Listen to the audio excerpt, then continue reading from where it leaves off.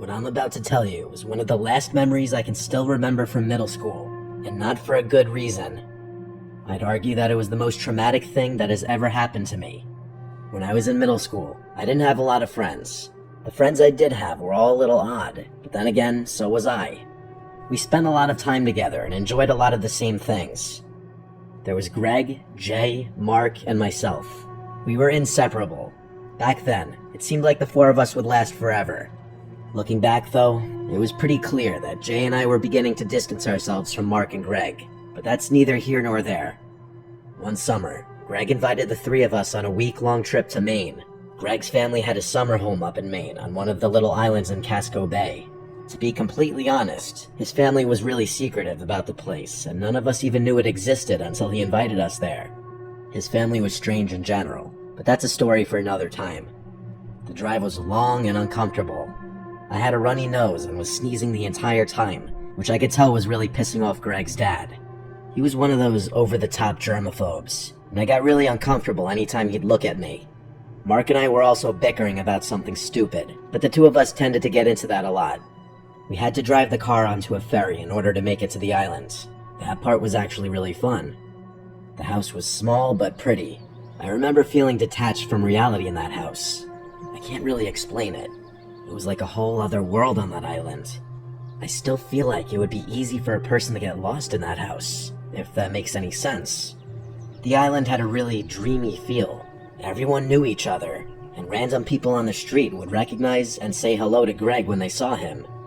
We spent most of our time biking around, an activity that never got boring at our age.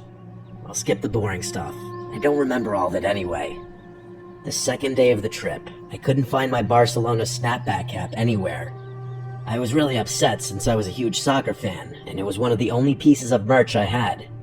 Greg said he thought I left it on the beach, but I was almost certain I had brought it back. I remember crying to Greg's dad, who basically told me to get over it and not let something small ruin the trip, so that's what I did. The next day, after a long day of biking around, I realized one of my pens was missing. I had a pen collection at that time, which I brought everywhere. Like I said, weird kid. I couldn't remember whether or not I had taken that specific pen out of my case, but Jay said he remembered seeing me holding it on my bike. I was devastated. To me, losing a pen was the equivalent of losing a limb. That's how serious I was about them.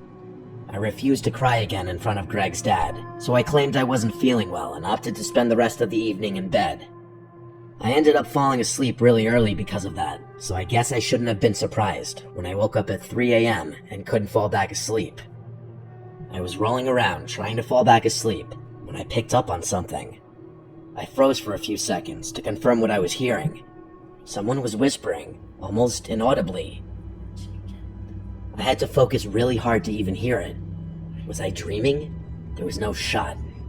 I tried as best as possible to make out what they were saying, but couldn't understand a single word. It sounded like it was coming from Mark's bed, the top bunk across the room from me, but I couldn't be certain. I waited a few minutes, but the whispering continued. For some reason, I was scared to say anything or reveal that I was awake. Eventually, I blocked the whispering out of my mind and fell asleep. The next morning, I tried to forget about what had happened the night before. I debated asking my friends which of them had been doing it, but decided against it. We were playing some dumb game in the yard when Mark said he had to use the bathroom. He was gone a while, but that was typical for Mark. He took a lot of time to do everything. Eventually, I shot a glance back at the house and had to do a double take.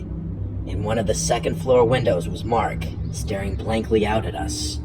I figured he was in the bathroom, but that's when it hit me. Greg's house didn't have a second-floor bathroom. I turned to see if either Greg or Jay noticed, but neither of them were looking.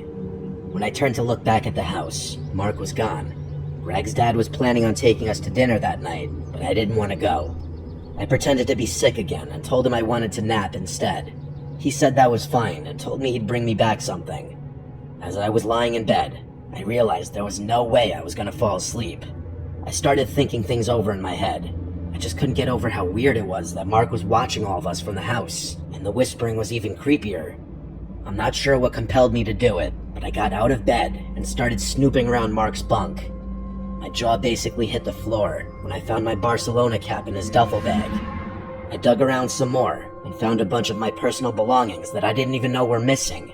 There was a nail clipper my mom had packed for me in there, along with my extra toothbrush, and most disturbingly, a pair of my underwear.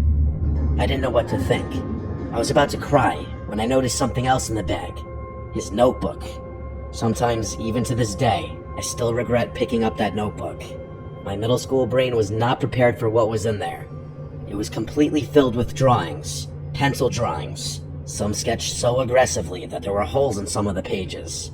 There were drawings of monsters, creatures, and things out of nightmares. There were really disturbing acts of violence drawn in there. People getting run over by cars, stabbed, mutilated, tortured. It was sick. Worse than sick, it was demonic. There was honest-to-God demonic shit in there. There were drawings of me in there. The image that was never and will never leave my brain is a drawing of me on a cross with my legs missing. The last few pages were basically all of me, and one of the pages was just my name, scribbled 100 times. It makes me sick thinking about everything I saw in there, and there's stuff I haven't even mentioned. The last page was the worst. My name was at the top of the page in big letters, and below it were 4 words I'll never forget. I'll do it tomorrow. When everyone got back home, I got Greg's dad alone and told him about what was going on in a low voice while my friend started a movie in the living room. He didn't believe me until I showed him Mark's notebook, which I could tell he found equally disturbing. He didn't know what to do. He told me to put everything back the way I found it. I didn't want to, but he was the adult, and I couldn't tell him no. As I was putting the notebook back, I made a split-second decision and tore one of the pages out. Meanwhile, Greg's dad then ran out to the living room and told everyone there was a family emergency and that we had to end the trip early. As we were frantically packing our things, I could feel Mark's eyes burning a hole in my back. I was scared to look at him. We pulled out of the driveway, caught the first ferry off the island, and drove the whole way back without stopping once. Greg's dad dropped Mark off first, then James. James and Greg lived on the same street, so he let Greg out of the car with James.